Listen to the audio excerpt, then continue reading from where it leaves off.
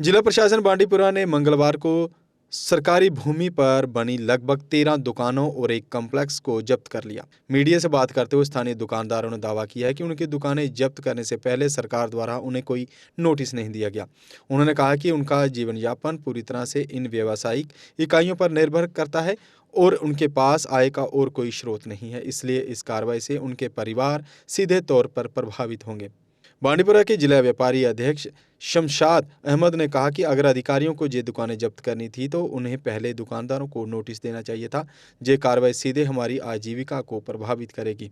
उन्होंने ये भी सवाल उठाया कि अगर ये सरकारी जमीन थी तो पिछले 4-5 सालों में अधिकारियों ने इन दुकानों का राजस्व विभाग में पंजीकरण क्यों किया और इन पर निर्माण की अनुमति क्यों दी। सर, पहली बात है कि यहाँ पर किसी को इसका मालूम नहीं था। आज सुबह जब 8-8:30 बजे के बाद इसको बंद किया, किसी को जब हम 10 बजे अपनी दुकानों पे आए तो यहाँ सीज हुआ था।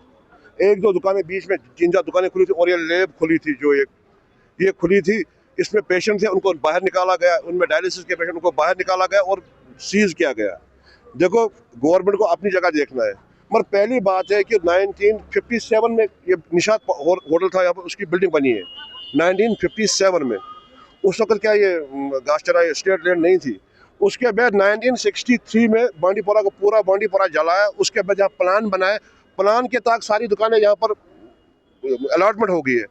मुझे बताए 64 में जब प्लान बना, ये अलॉटमेंट हो गई, तो उस वक्त भी ये स्टेट लैंड नहीं थी।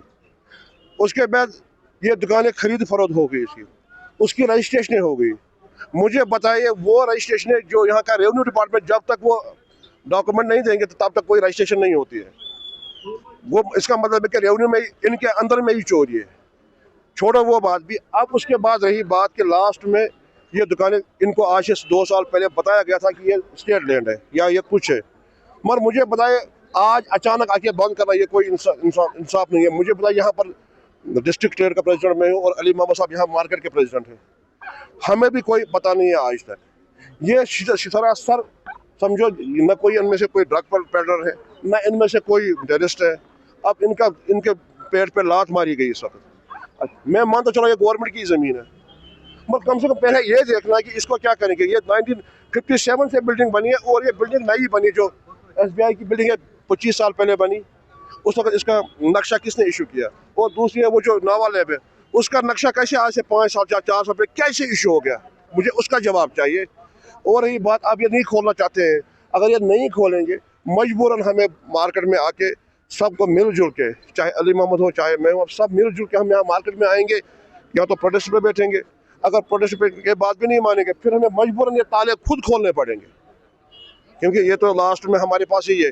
क्योंकि जहाँ पर कुछ नहीं जाएगा फिर अपने हाथ चलाने।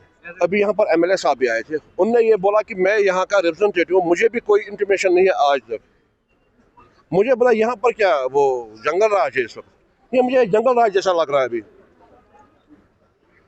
हम मानते हैं इनको बंद करना है, सीज करना है, मगर पहले दुकानदारों को सोचो, इनके लिए कुछ ऑल्टरनेट तो सोचना है ना। ये कहाँ जाएंगे? इनके बच्चे शाम को क्या खाएंगे? क्योंकि एक बार दुकान सीज हो गया, इसको खोलने में महीनों लगेंगे। उस टाइम के दौरान ये कहाँ जाएंगे? ये तो बोल रहे हैं ब्यूटिफिकेशन के लिए। यहाँ तो एक ड्रेन नहीं बन पा रही, तो ब्यूटिफिकेशन कहाँ होगी? इसको उतारने से, इसको तोड़ने से। फिर नक्शा कैसे इनने इशू किया? फिर रजिस्ट्रेशन कैसे होगी? कोर्ट की रजिस्ट्रेशन हुई है, इनमें ICR साहब की रजिस्ट्रेशन होगी, तो वो कैसे हो गई? और नक्शे ये देखो, इनके SBI है या इनको नई बिल्डिंगें बनी है, इनको कैसे म्यूनिसिपैलिटी ने अप्रूव किया बनाने के लिए? ये हमारा यही सवाल है गवर्नमेंट से। और यहाँ हमारी LG सरकार और CM साहब से यही अपील रहेगी, और यहाँ की DC साहिबा से हमारी यही अपील रहेगी, फिलहाल इन दुकानों को खोल दो। उसके बाद जो भी आपको देखना है वो आप कानूनी देखो, टेक्निकली देखो और एक हल निकालो। बाकी आप ऐसे जुल्म करोगे तो इसके लिए फिर हमें मार्केट पे आना पड़ेगा, सड़कों पे आना पड़ेगा, तो वो तो ठीक नहीं रहेगा यहाँ की सरकार के लिए। अगर आप अपने सपनों का आशियाना बना रहे हैं तो एराकॉट कंस्ट्रक्शंस है आपकी पहली पसंद, क्योंकि यहाँ सिर्फ टाइल्स, सैनिटरी और हार्डवेयर प्रोडक्ट्स की विशाल रेंज नहीं मिलती, बल्कि साथ में मिलते हैं ढेरों फ्री गिफ्ट्स, और वो भी हर शॉपिंग पर। एराकॉट कंस्ट्रक्शंस में ट्रेंडिंग और लेटेस्ट डिजाइनों की बड़ी रेंज है, तो देर किस बात की, आज ही आए एराकॉट कंस्ट्रक्शंस, जहां घर का सपना भी पूरा होता है और शॉपिंग बनती है फायदेमंद।